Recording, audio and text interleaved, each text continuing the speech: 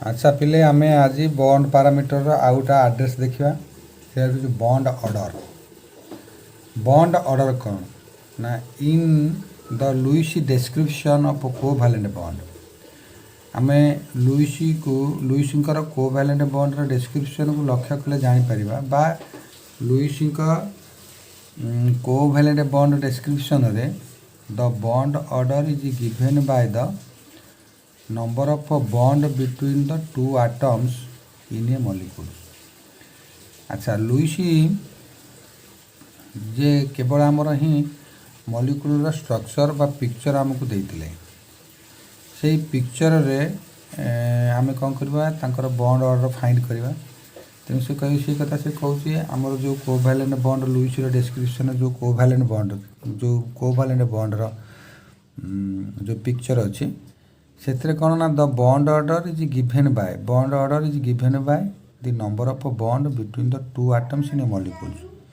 Molecule भितर केतेटा bond create होची ताको हमें बॉन्ड ऑर्डर कहवा। जमी वाटर मॉलिक्यूल मन कर वाटर मॉलिक्यूल है तादरे दीटा बॉन्ड रहा हाइड्रोजन दीटा बॉन्ड फॉर्म कला तेणु तार बॉन्ड ऑर्डर है 2 ओके या आम बॉन्ड ऑर्डर कर between the two atoms in the molecule. The bond for example the bond order for example in hydrogen molecules with a single share pair electron kind hydrogen molecule can form H hydrogen molecules टा H2 टा आमर तांकर picture होची H dash H तेम similarly oxygen रोची O double bond 2 nitrogen रोची N triple bond N okay. तेणु molecule रे थिबा आटम मानक भितर बॉन्ड नंबर को आम ऑर्डर करूँ। The bond order for example in hydrogen with a single share electron single bond in O2 with to share electron pair N2 with 3 share electron pair so 1 2 3 respectively the bond order of the hydrogen molecules oxygen molecules and nitrogen molecules so hydrogen molecules ro bond रहला 1 oxygen molecule ro bond order रहला 2 and nitrogen molecule ro bond order रहला 3 ये गला हमर कोन ना covalent bond रे। Similarly in carbon monoxide रे आम कौन कले ना 3 बॉन्ड ऑर्डर आम कार्बन मोनोक्साइड तुम्हें तुमको स्ट्रक्चर लुईस स्ट्रक्चर रे कार्बन मोनोक्साइड केमती लुईस स्ट्रक्चर बन तुमको कही तेनाली कार्बन मोनोक्साइड रे आमर बॉन्ड ऑर्डर होची 3। Similarly in carbon monoxide 3 shared electron pair between the carbon and oxygen the bond order is 3। तेणु बॉन्ड ऑर्डर माने कौन the number of bond formed between the atoms केतेटा बॉन्ड रो symbol रखी। For nitrogen bond order is 3 आम देखिले nitrogen रो bond order 3 बोली एंड इट्स बॉन्ड एंथैल्पी होची नाइट्रोजन रो 946 kilojoule per mole 1 mole nitrogen molecule को जदि आम ब्रेक करी गैसेस स्टेट रे कन्वर्ट करवा ताले 946 किलो जूल रो एनर्जी रिक्वायरमेंट हम तेणु ताकू नाइट्रोजन मॉलिक्यूल रो बॉन्ड एंथैल्पी कहते being one of the highest और फॉर ए डायटोमिक मॉलिक्यूल किंतु डायटोमिक मॉलिक्यूल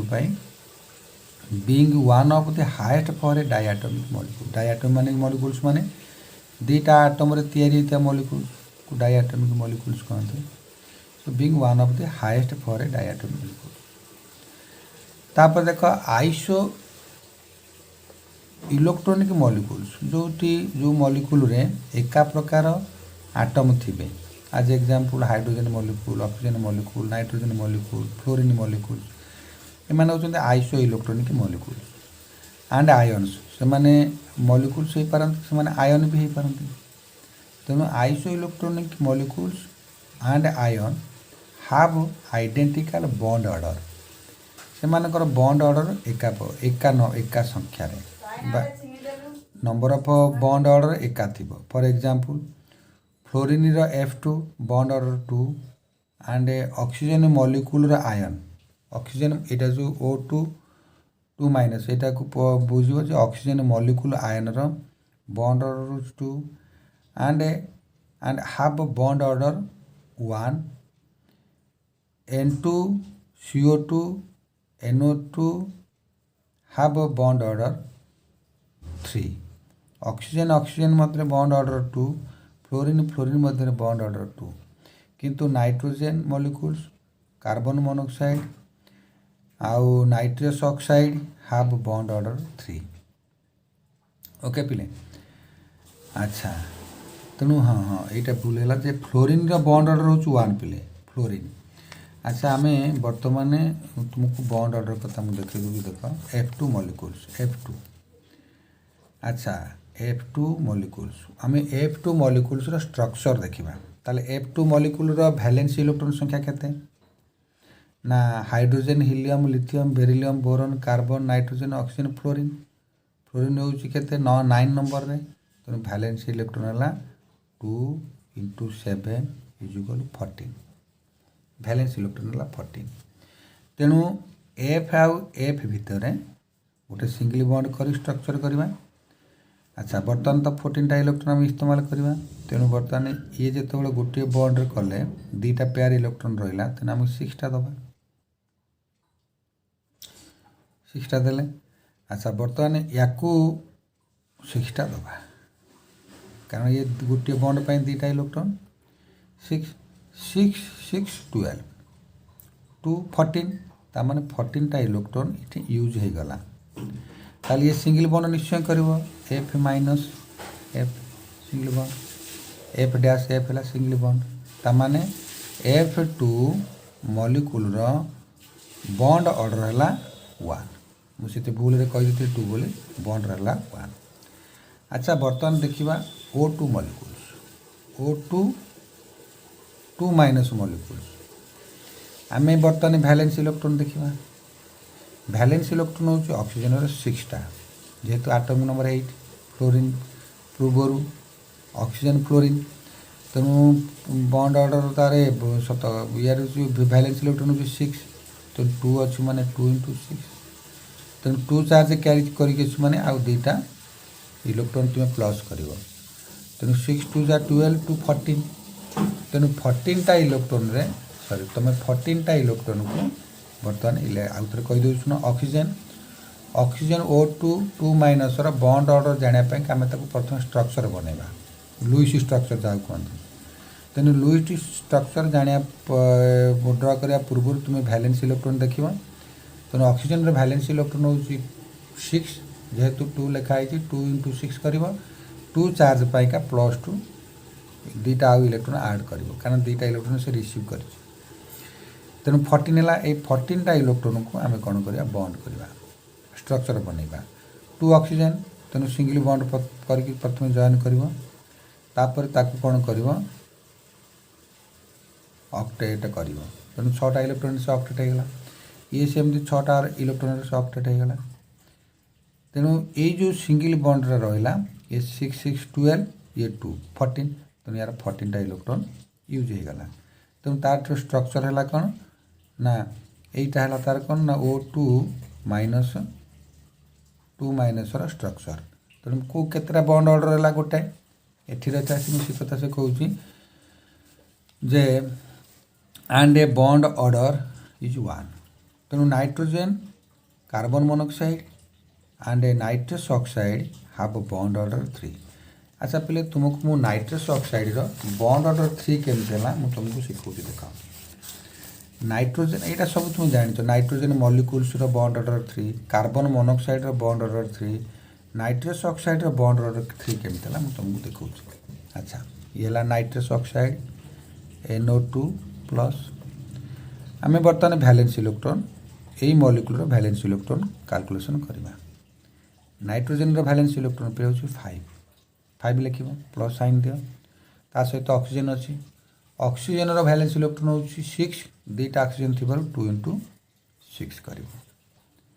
तापर प्लस साइन देछि माने गोटे इलेक्ट्रॉन माइनस करिवो लुईसर नियम अनुसार यदि काटायन हेतिबो ताल तुमे तार इलेक्ट्रॉन को माइनस करिवो आकु हिसाब कर 5 प्लस 6 टू जा 12 minus 1 5 plus 11 that is equal 16 टा ओके बोले तेणु 16 टा इलेक्ट्रॉन को आम बर्तमान स्ट्रक्चर रे यूज करवा तेणु नाइट्रोजेन रे दुईटा ऑक्सीजन तक ब्रांच करदे ऑक्सीजन ऑक्सीजन बर्तमान 16 टा इलेक्ट्रॉन को यूज करवा प्रथम ऑक्सीजन को तुम्हें ऑक्टेट दियो ऑक्टेट देल ये ऑक्सीजन तुम्हें ऑक्टेट दियो ऑक्टेट देल बर्तमान देख तुमर केतेटा इलेक्ट्रॉन यूज है ये 6 टा इलेक्ट्रॉन ये 6 टा इलेक्ट्रॉन 12 टा ये दुईटा इलेक्ट्रॉन ताले 12 2 प्लस कर 14 टा इटे दुईटा इलेक्ट्रॉन ताले तुम्हें कौन कर 2 प्लस कर 16 टा तुम्हारा 16 टा इलेक्ट्रॉन यूज हो गला अच्छा पहले तुम्हें तो यूज होगला पर तुमको जो 3टा ये जो आटम अच्छा दुईटा समस्त ऑक्टेट हवा दरकार किंतु नाइट्रोजन ऑक्टेट हो पारे कहीं नाइट्रोजन पाखरे मात्र 4टा इलेक्ट्रॉन अच्छे देख 4टा इलेक्ट्रॉन तेणु ये गोटे इलेक्ट्रो ये ऑक्सीजन हो कि ए ऑक्सीजन हो 4टा इलेक्ट्रॉन ले गोटे इलेक्ट्रॉन यार अच्छा देख पिला भूल देख 5 ये टोटल वैलेंस इलेक्ट्रॉन देख यार बाहर हो 5टा इलेक्ट्रॉन 5टा इलेक्ट्रॉन है 2 6 जा 12 12 5 17 1 गला 16 किंतु तुमर ये यूज होगा के 16टा इलेक्ट्रॉन किंतु यार बाहर गोटे इलेक्ट्रॉन अच्छी रहा कथा बाहर इलेक्ट्रॉन ना नहीं कहीं माने ये है कौन 6 टू 12 6 टू 8 8 8 जा 16टा इलेक्ट्रॉन एमानकर यूज हो गला अच्छा 16टा इलेक्ट्रॉन हो गले किंतु यार तो 2टा इलेक्ट्रॉन यूज हो जाए ना पे तेणु या पाखर गोटे इलेक्ट्रॉन अच्छी तमें 2 2 4 1 5टा इलेक्ट्रॉन यार ओके बोले तेणु जदि ये 2टा इलेक्ट्रॉन डोनेट कर तेणु गोटे बॉन्ड फॉर्मेशन हम यही बॉन्डटा यही बॉन्ड फॉर्मेशन हेले यार बॉन्ड ऑर्डर होगा 3टा ओके बोले ये है 4 to 6 यार बॉन्ड ऑर्डर थे नाइट्रस ऑक्साइड ओहो सॉरी नाइट्रस ऑक्साइड पे देख मुझे तो भूल गला देख पे नाइट्रस ऑक्साइड से कथा कहूँ NO2 कथा से कहून NO प्लस अच्छा बर्तमान तुम्हें देख यार वैलेंस इलेक्ट्रॉन को चिंता कर नाइट्रोजन वैलेंस इलेक्ट्रॉन है 5 ऑक्सीजन वैलेंस है 6 तुम्हें कौन कर गोटे इलेक्ट्रॉन माइनस कर तेणु 6 5 6 11 गोटा 10टा इलेक्ट्रॉन को आम बर्तमान यूज करवा 10टा इलेक्ट्रॉन केमती यूज करवा ना देख नाइट्रोजन और ऑक्सीजन भितर गोटे सिंगल बॉन्ड तुम्हें प्रथम क्रिएट कर ऑक्सीजन को तुम्हें बैलेंस कर ऑक्टेट दियो ऑक्टेट देल ऑक्टेट देला पोरे आउ जो रिमेनिंग रहा 8 आउ रहा 2टा इलेक्ट्रॉन आकु दियो किंतु बर्तमान ये सीना ऑक्टेट है बर्तमान कौन है ना 10टा इलेक्ट्रॉन तुम इस्तेमाल करदेल यूज होगला केमती ये 6 ये गोटे बॉन्ड पर 2टा 6 + 2 = 8 ये 2टा या देदेल